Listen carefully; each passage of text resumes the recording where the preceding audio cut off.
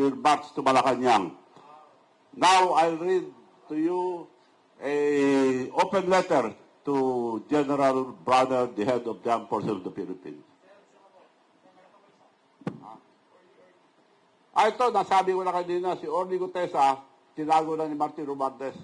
Babalik na rin para gamitin nila. So, dapat yung mga Navy, ano ba siya, Navy or Marine? Kayo mga Marine, hanapin nyo yung kasama nyo. Hinuli na ito, binaliktad na yata. Para gamitin nila dahil siya nagturo kay Martin Romualdez. So, ito si Martin Gutesa. Ha? Orly Gutesa. Orly Gutesa.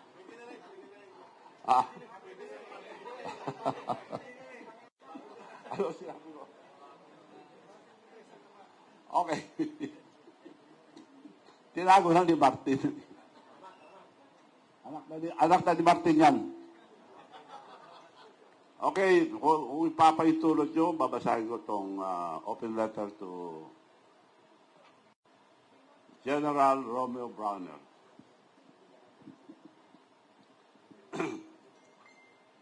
Dear General Romeo BRAWNER, Jr., I write this letter not as a political figure, but as a Filipino who has lived through wars, coup, assassination, dictatorship, betrayal, and revolution. I have buried friends,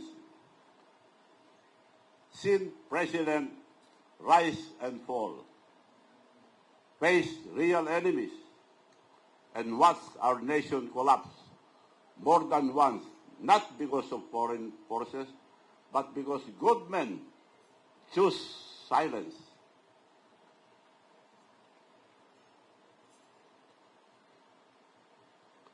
I have stood in the middle of history more than times that I can count. I know the smell of a dying nation, General. Sir, I smell it again. This time the enemy is not foreign. This time the enemy is inside our own home. You speak open about China, about Taiwan, about war scenarios, about preparing for conflicts far beyond our shores. But how can we prepare for battles out there when we are losing the most important battle here at home? Our nation is collapsing, not because of foreign aggression, but because corruption has eaten us from the inside. Tell me, General, how can China be the problem when it is that China stealing billions from our national budget? China did not mastermind the flood control anomaly. China did not corrupt illegal insertions. China did not cause the peso to crash, the enemy to bleed, or investor to flee. Let us stop fooling ourselves. The cancer is not in the West Philippine Sea. The cancer is sitting comfortably in an air-conditioned offices, smiling at cameras, while draining this country dry. General, sir, as the Chief of Staff of the Armed Forces, holds billions in intelligence funds. Billions. Are we supposed to believe that with all the intelligence money, you do not know what is happening? General, even the tricycle driver knows what is happening in our country. It is corruption. If this massive corruption escapes your radar, it can only mean two things. The AFP is being blinded, or it is being ordered to close their eyes. Neither is acceptable. Neither is forgivable to the Filipino people. And this is what Filipino cannot understand. Why are you protecting thieves? Why are you lending your dignity, your uniform, Your Honor, to people who betrays the nation every single day. General, you know exactly who they are. Yet the institution meant to defend the Republic is being used to defend the KORAP. Stop using external threats as a distraction from the crisis happening within our country. Stop provoking China. General, of all people, you understand the cause of war. Our country has no capacity for conflict. Not when our soldiers cannot afford proper housing. Not when our soldiers cannot afford housing, and not when our families struggle to buy rice. Not when Philippine economy is gasping for life. China is not our enemy. Our enemy is the corrupt officials of our country. Look at our people. Listen to their sufferings. The peso is at its weakest, touching 60 pesos to $1. Foreign direct investment have collapsed to the lowest level in more than a decade. Jobs have disappeared. Food prices crushed the poor. Fuel is at record high. Public debt has exploded.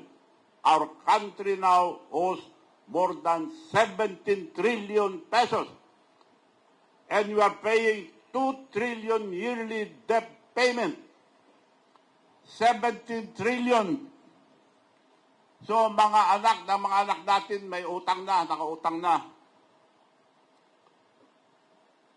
For sure, our economy cannot survive under this current government. Foreign investment is very low and cannot balance our economy. Hope is fading. This is not China's doing. This is the consequence of greed and incompetence. Masyado kayo sakim at walang alam kundi magnakaw ng kaban ng bayan, maghurakot. To the uniformed men and women of this nation, you are being used. You are being given crumbs while others take billions. That small staggered salary increase was not help. It was a distraction. For 3 years, they will keep you tied with a staggered 15% increase, 5% yearly, until his term is over, released in small doses to control your loyalty. You are being tied like dogs instead of being honored as the nation's defender. Worse, reports now say that some ranking officials were given cash, not to help them, but to silence them, money to keep them from acting, from speaking, from standing up. That is an insult to your uniform, your oath, and your dignity. You must show the nation that the armed forces cannot be fooled, bought, or manipulated. I challenge every good citizen, including the police and military alike, to come out and stand for our country. Stand and declare that you will not tolerate rampant corruption. Not to fight the government, but to fight the corruption that is killing our country. Give your uniform a new purpose, a purpose far greater than small pay increase, meant to pacify you. Rally behind the truth. Rally behind the Filipino people. Because your voice, when united, is stronger than any politician. And if you continue to stay silent, then that silence, speak loudly. It means you accept the corruption. General Browner, history is knocking on your door.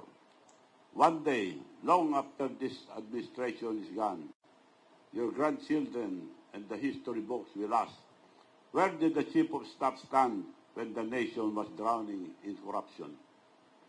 Did he protect the Filipino people or did he protect the corrupt politicians who betrayed them? At a time like this, your role becomes critical. I'm not asking you to violate the Constitution. I'm not asking you to remove the President. What I ask is a far simpler and far braver. Announce your stand against graft and corruption in a public place. Because today, silence is no longer neutral. Silence is taking sides. Silence is protecting the wrong people. Silence is betrayal.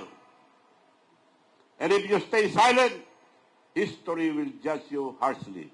The Filipino people will arrive at only one conclusion, that you became part of the corruption and that you sold the very country you swore to protect. Once again, to the uniformed men and women of this nation, do not let your silence bury our nation. We both love. Signed, Chavit Singson. Question, I have another message to